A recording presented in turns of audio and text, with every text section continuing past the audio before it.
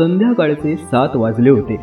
IT कंपनीच्या काचेच्या इमारतीतून कर्मचारी बाहेर पडू लागले होते. दिवसभर लॅपटॉप समोर बसून काम केलेल्या चेहऱ्यांवरती आता घरी जाण्याचा आनंद दिसत होता.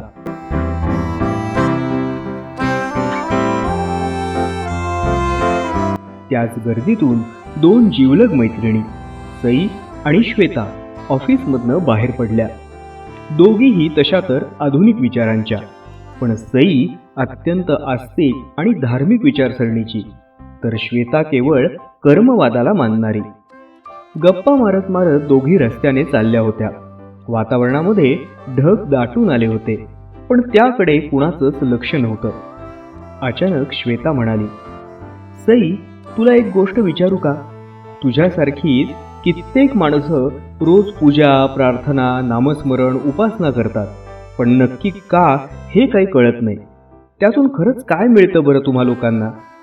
त्यावरती सई हलकसं हसली आणि म्हणाली, उपासना माणसाला संकटांना सामोरं जाण्याची शक्ती देते. श्वेतानं लगेच त्यावर दुसरा प्रश्न विचारला, म्हणजे उपासना केली की आयुष्यात संकट येतच नाहीत का?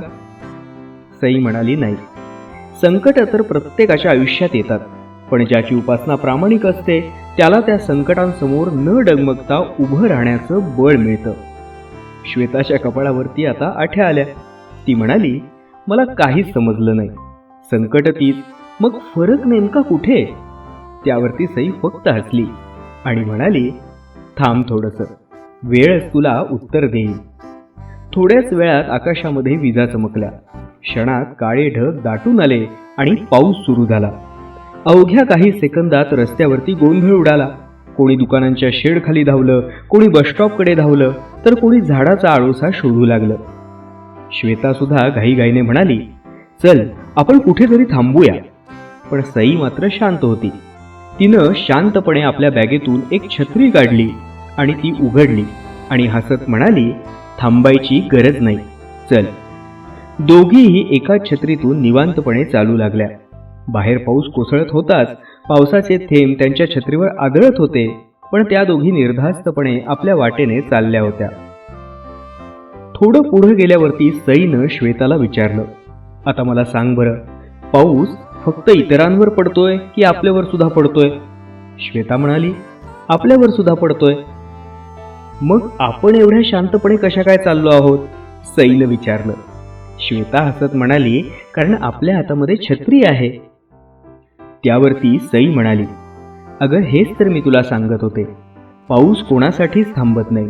तो श्रीमंत, गरीब, लहान मोठा असा भेदही करत नाही. प्रत्येकावरती तर तो पडणारच आहे. पण ज्याच्या हातात छत्री असते तो त्या पावसात देखील आपला प्रवास सुरू ठेवू शकतो. उपासनेचं सुद्धा अगदी असंच आहे. उपासना ही संकट थांबवत नाही, पण संकटांमध्ये कोसळू न देता उभं राहण्याचं सामर्थ्य देते. ती मनाला धैर्य देते, विवेक देते, आशा देते आणि अंधारातही पुढे चालण्याचा आत्मविश्वास देते. म्हणूनच संकट सगळ्यांच्याच आयुष्यात येतात, पण उपासना करणारा माणूस त्या संकटांमध्येही तुटत नाही.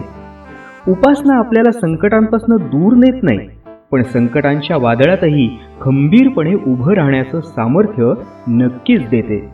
जशी पावसात छत्री प्रवास थांबू देत नाही, तशीच उपासना आयुष्याचा प्रवास धैर्यानं पुढे चालू ठेवायला शिकवते.